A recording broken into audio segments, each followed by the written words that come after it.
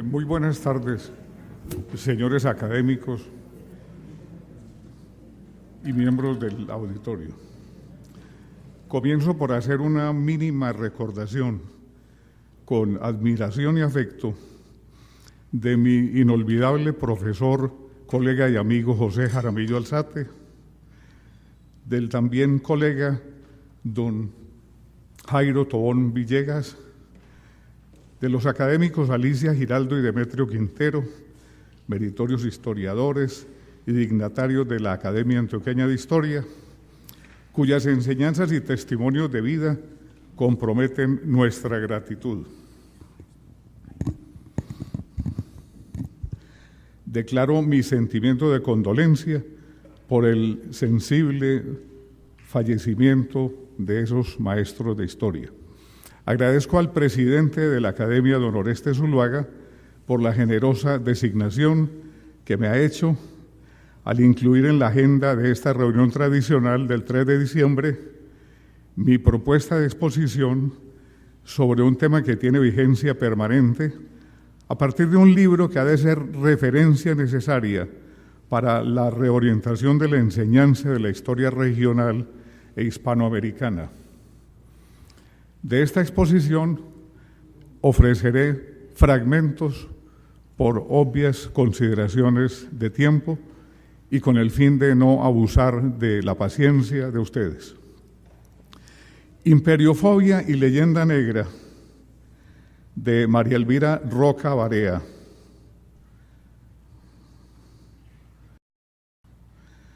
Es una investigación intensa, documentada, ilustrativa y muy amena, que descubre con detalles la trama que a lo largo de medio milenio se ha urdido para desacreditar lo que fuera el Imperio Español y culparlo de toda clase de atrocidades en sus colonias. No hemos sido ajenos a ese discurso hispanófobo expuesto en colegios, universidades y medios de difusión cuando se estudia la presencia de España en la América descubierta, conquistada y colonizada, y que el mismo imperio perdió por complejas razones políticas, económicas y culturales en la Guerra de Independencia. La profesora María Elvira Roca Barea ha sido colaboradora del Consejo Superior de Investigaciones Científicas, el CSIC, ha enseñado en Harvard y es autora de varios libros.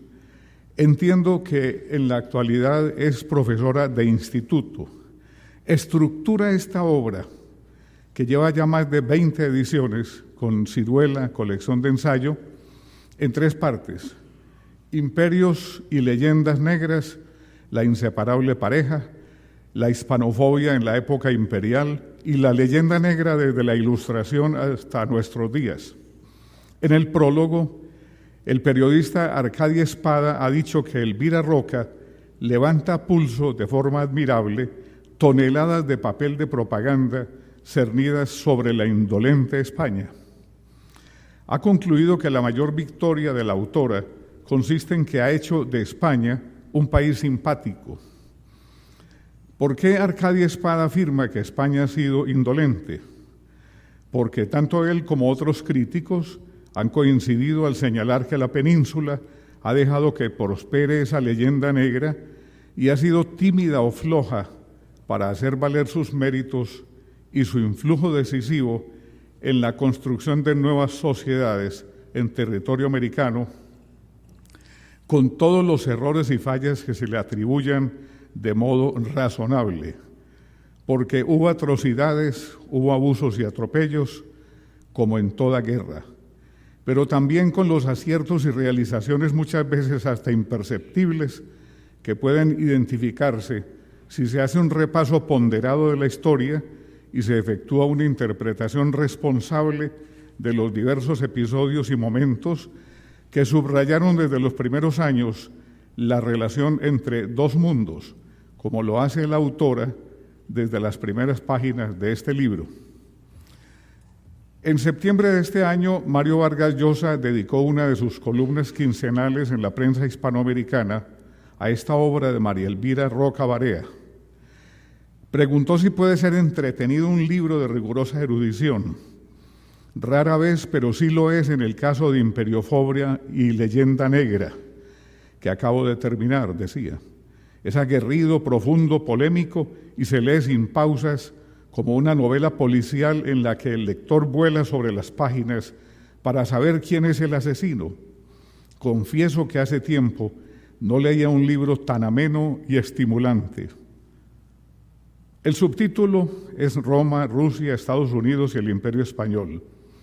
Y es cierto que la autora se ocupa también de las leyendas negras generadas por los tres primeros imperios, pero de lo que se ocupa muy a fondo y manejando con desenvoltura una bibliografía impresionante es de esa construcción intelectual y ficticia que desde hace siglos distorsiona profundamente la historia de España y ridiculiza a su pueblo. Según ella, está todavía muy viva, porque los propios españoles no han querido ni sabido contraatacarla, dándole espalda a esas caricaturas que los presentaban como fanáticos, perversos, ignorantes y enemigos viscerales de la ciencia, la modernidad y la civilización.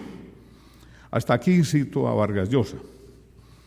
A pesar de la amplia y persistente estrategia de descrédito contra España, a lo largo de los años han surgido, pero sin el peso y la contundencia suficientes, no pocos defensores valiosos de la obra hispánica en América.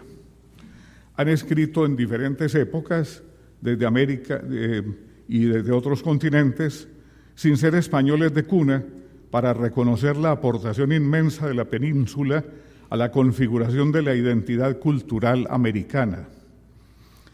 En octubre pasado, cuando se conmemoraron los 8 siglos de fundación de la clásica Universidad de Salamanca, el profesor Luis Fernando Fernández Ochoa, decano de la Escuela de Filosofía, Teología y Humanidades de la Universidad Pontificia Bolivariana, dictó en la preciosa ciudad española una conferencia sobre Salamanca y la educación universitaria en América y recordó la fundación de 32 universidades, hijas de la institución salmantina en territorio americano, como el Colegio Mayor de Nuestra Señora del Rosario en Santa Fe de Bogotá. ¿Acaso un imperio destructivo pensaría en dejar un legado educativo y cultural de semejante magnitud? Y así, por ejemplo, en la muy ilustrativa página web La América Española, el historiador y médico Javier Leoncio de la Asociación Española de Americanistas trata sobre los que hablaron y escribieron de la América Española. Personalidades relevantes de otros países y de otras lenguas y culturas, intelectuales, científicos, historiadores, políticos, escritores, periodistas y otros que tuvieron la suerte y la oportunidad de informarse de lo que fueron el descubrimiento, la exploración y la conquista de América por parte de los españoles. Y al profundizar y comparar los hechos en el contexto de su época, comprobaron que las poblaciones indígenas americanas tuvieron distinta suerte, dependiendo de que hubieran caído en zona española o, por el contrario, les hubiera sucedido en zona inglesa, francesa, portuguesa, holandesa o más tarde norteamericana. De esos hechos y de la enormidad de la empresa española hablaron y trataron, por ejemplo, Sir Walter Raleigh, marino, político y escritor durante el reinado de Isabel I, en el libro History of the World, donde ensalza la paciente virtud de los españoles. Alexander von Humboldt, el geógrafo, astrónomo y naturalista, considerado el padre de la geografía universal moderna, en su ensayo político sobre el reino de la Nueva España, publicado en 1811, se sorprende de la fundación de culturas como la de Ciudad de México, como Durango, donde se fabricaran pianos y clavicordios, y que ya en el siglo XVI los españoles hubieran introducido molinos de ruedas hidráulicas. Y así en forma sucesiva, en otros escritos de todos conocidos, Humboldt elogiaba la ejecutoria de España en América. Hipólito Ten, historiador y filósofo, dijo que hubo un momento extraño y superior en la especie humana con mezcla de monomanía y de exaltación, la España de 1500 a 1700. Eliseo Reclus, geógrafo y escritor. España y Portugal ocupan el primer puesto en la historia de los conocimientos geográficos, y continuaba con una alabanza de la obra posterior al descubrimiento del Nuevo Mundo. Sverker Arnoldsson, investigador e historiador, lo cita en varios momentos la profesora Roca Barea, en un libro titulado también La leyenda negra, estudios sobre sus orígenes, y dijo que la leyenda negra en verdad fue durante 2 siglos una de las alucinaciones colectivas más significativas del Occidente, y precisamente por esto la más afanosamente divulgada y asimilada por todos. Que sus orígenes se situaron en las tensiones por el dominio del Mediterráneo entre la Corona de Aragón y las ciudades-estado italianas. También realiza un estudio de las fuentes alemanas más antiguas.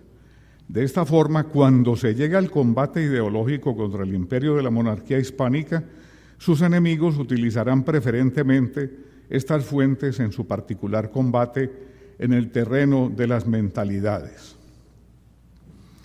Después Kennedy, después el escritor Arthur Schlesinger recomendaron el estudio por parte de los norteamericanos de lo que fue la huella española en América del Norte. A propósito, María Elvira Roca Barea se detiene en el análisis del que denomina como el mito de la Inquisición, para afirmar que en su versión fuerte o demoníaca surge en el contexto de las guerras de religión. Es fruto del trabajo propagandístico de muchos a 2 niveles, el popular y el culto. La identificación de la Inquisición con el Anticristo se encuentra ya en algunos textos de la década de 1530, esto es, en fecha sorprendentemente temprana, y no solo en Alemania. La victoria de Mühlberg fue presentada por el nacionalismo protestante como una victoria de extranjeros, esto es, de españoles contra alemanes. Estos extranjeros además eran defensores de Roma, la iglesia pervertida.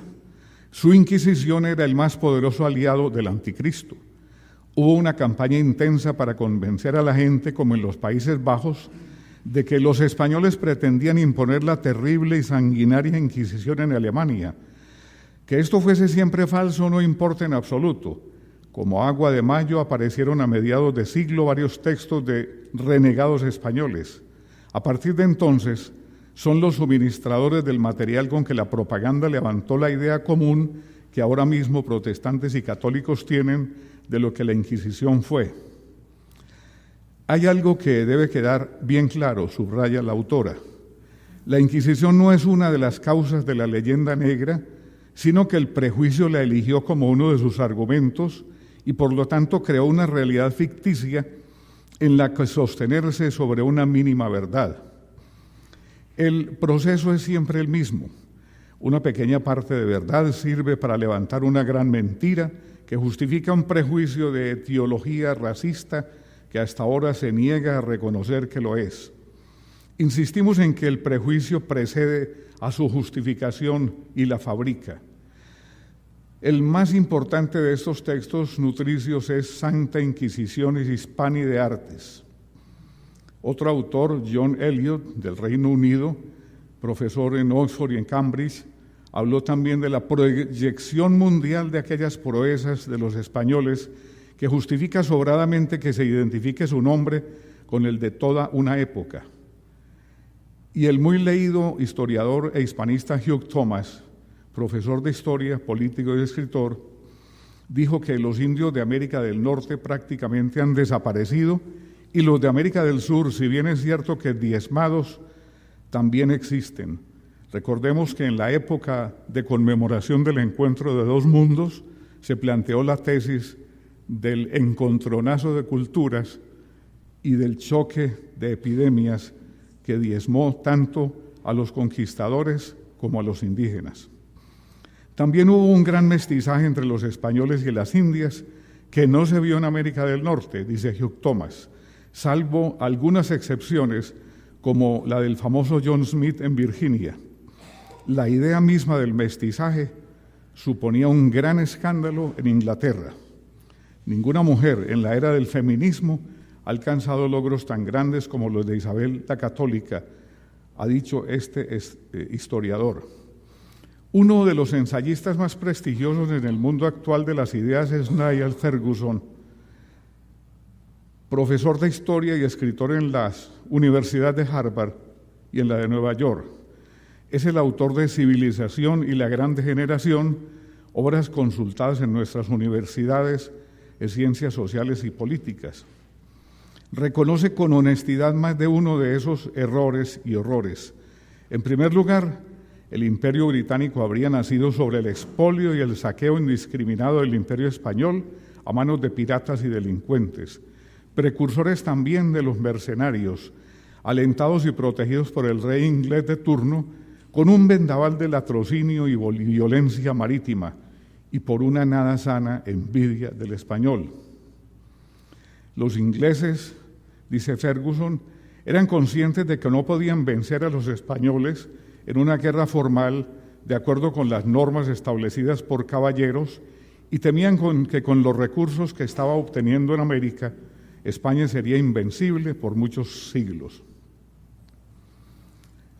Es justo recordar, dice en el texto citado que se encuentra en la Internet y que he mencionado hace algunos momentos, a otras personas de lengua española que también hicieron y hacen una defensa de lo que fue la realidad de la América hispana. Por España, Emilio Parda Bazán, Vicente Blasco Ibáñez, Ramón Menéndez Pidal, Azorín, Ramiro de Maeztu, Julián Juderías, autor de otro libro sobre la leyenda negra e inventor del término, Américo Castro, Salvador de Madariaga, Pedro Salinas, Julián María, Manuel Lucena Salmoral. Y en América, los grandes ensayistas y pensadores de estas tierras dedicaron también escritos muy valiosos a comentar acerca de lo que fue el influjo de los peninsulares en Amerindia. La literatura no queda excluida de la intensa indagación hecha por la profesora Roca Barea, quien hace en su recuento, en su pesquisa intensiva, un catálogo de obras literarias en las cuales se consagra desde la ficción y en algún momento desde la historia lo que fue esa leyenda negra.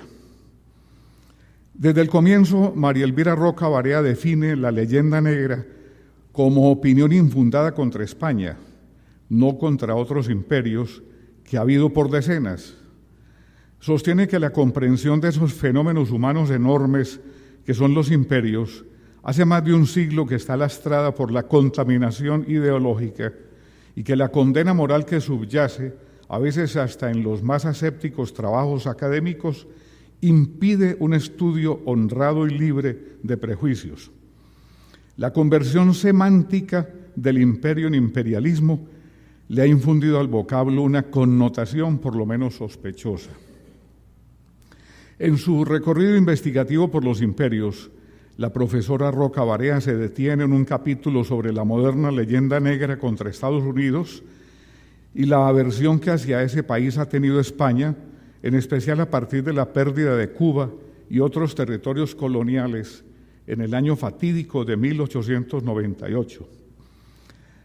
Hace una comparación entre dos personajes, el pensador estadounidense Noam Chomsky, un intelectual independiente y portaestandarte del pensamiento crítico, muy severo cuestionador de las actuaciones de los gobiernos y de la misma sociedad de Estados Unidos, como por ejemplo cuando puso en duda el origen del atentado terrorista contra las Torres Gemelas y después en frecuentes apariciones ha arreciado en sus comentarios sobre las que entiende como equivocaciones e inconsecuencias norteamericanas. El otro personaje es Fray Bartolomé de las Casas, quien criticó a la corona española por la explotación de los indios, aunque hoy en día se afirma que sus escritos han sido objeto de distorsiones. Dice acerca de los dos críticos, el padre Las Casas y el profesor Chomsky, que fue el hecho de haberse puesto al servicio de los prejuicios antiimperiales el que ha aumentado su prestancia histórica. Y lo enunciado acerca del antiamericanismo en España lo trata María Elvira Roca Barea en términos como los siguientes, para explicarlo y señalar los factores que más han incidido en esa actitud. España es uno de los países más antiamericanos de la Unión Europea. Según sucesivos sondeos hechos por la German Marshall Fund, los sentimientos de España con respecto a Estados Unidos son los más fríos de Europa, después de Turquía. Como media, los europeos daban a Estados Unidos un 55 sobre 100, pero en España la cifra bajaba hasta 42. Solo Turquía, con 28, está por debajo, y las encuestas del Pew Global Attitudes Project dan el mismo resultado. Sobre esa frialdad de los españoles hacia los estadounidenses, María Elvira Roca Barea se refiere a la guerra de fines del siglo XIX y la pérdida por España de Cuba y Puerto Rico. Trata, por ejemplo, de la llamada apoteosis de la prensa amarilla, la guerra entre España y Estados Unidos, que terminó con la pérdida de los últimos territorios de ultramar, tuvo dos efectos importantes, pero de signo distinto. Por una parte, dio ocasión a la última gran campaña hispanófoba y marcó una apoteosis de la prensa amarilla en Estados Unidos. Mas, por otra parte, ocasionó una reacción de rechazo a sus mentiras y a sus prejuicios hispanófobos. William Randolph Hearst en el New York Journal y Joseph Pulitzer en el New York World encabezaron una campaña de prensa coreada por The Sun de Charles Dana y el New York Herald de James Gordon Bennett. Su objetivo era convencer a la opinión pública de que era necesaria aquella guerra, necesaria y justa. Sus procedimientos para fabricar al enemigo no difieren de los que ya hemos visto en Gran Bretaña u Holanda. La campaña fue larga y tenaz porque el estadounidense medio no tenía ningún interés en costear una guerra cuyos beneficios no resultaban evidentes. Son docenas los casos de manipulación de los hechos o directamente falsedades que podrían aducirse para dar idea de la virulencia y el empeño que pusieron los poderes fácticos que se valieron de la prensa. Hoy en día siguen siendo notorios algunos episodios que muestran la imitación de aquellas manipulaciones periodísticas en contra de España que influyen en la enseñanza de la historia. En Colombia, el estudio de la historia y la información sobre el encuentro de dos mundos se ha distorsionado, como lo advertimos cuando se conmemoraron los 500 años del descubrimiento de América y como sigue notándose en programas de ciencias sociales. Digo que la enseñanza de la historia, cuando en realidad ha sido la ausencia de la historia en los programas de primaria y bachillerato, la ignorancia sobre la historia. Una conclusión clave para comprender la presencia de los imperios y del imperio español y la naturaleza del poder está aquí. La conquista de América, como veremos, es incomprensible si no se tiene en cuenta que muchos pueblos indígenas, dice la autora, aprovecharon la ayuda de los españoles para levantarse contra sus dominadores tradicionales, seguramente convencidos de que estos nuevos amos, por malos que fueran, no podían ser peores de los que habían tenido. Este libro, ya para concluir, en esta sucesión de fragmentos de la conferencia que por supuesto es más extensa, este libro, Imperiofobia y Leyenda Negra, pone los puntos sobre las íes ante ese tema de la leyenda negra y equilibra las tendencias que la interpretan. Pero le ha hecho falta a España, le hace falta en los tiempos actuales construir una refutación contra la estrategia de descrédito armada desde otros países y culturas con base en todos los recursos posibles de la propaganda cultural. Necesitaba España una obra de la magnitud de esta para reflexionar sobre su propia identidad y decidirse a emprender su defensa legítima ante medio mundo que la ha tratado con aborrecimiento irracional, más propio de la visión primitiva de las sociedades que de una mentalidad civilizada y culta. ¿Y por qué España ha soportado a lo largo de 5 siglos las arremetidas hispanofóbicas señaladas por la profesora Roca Barea? Desde un punto de vista muy personal, le atribuyo esa suerte de resistencia pasiva a un fenómeno que ha sido consustancial al modo de ser, pensar y actuar del hombre español. Hablo del estoicismo jovial de Don Quijote y Séneca, del que traté hace algunos años en mi proyecto de doctorado en filosofía, en el cual sostuve que las 3 palabras esenciales del senequismo en la comprensión de la filósofa María Zambrano son resignación, ironía y serenidad. Don Quijote personifica el estoicismo predicado y vivido por Séneca, el filósofo cordobés y romano del primer siglo de la era cristiana, que sostenía que la verdadera felicidad consiste en no necesitarla y decía que la medida de la riqueza es el no estar demasiado cerca ni demasiado lejos de la pobreza. Ese estoicismo aprendido de Séneca y Don Quijote es el que justifica la resignación, la ironía y la serenidad y la refutación tardía de la leyenda negra por España y en esta obra excepcional de la profesora Roca Barea, de la que me he limitado a hacer una presentación esta tarde en nuestra academia, donde se ha captado y comprendido el sentido y la trascendencia de la presencia española en América y Antioquia. Muchas gracias a todos ustedes.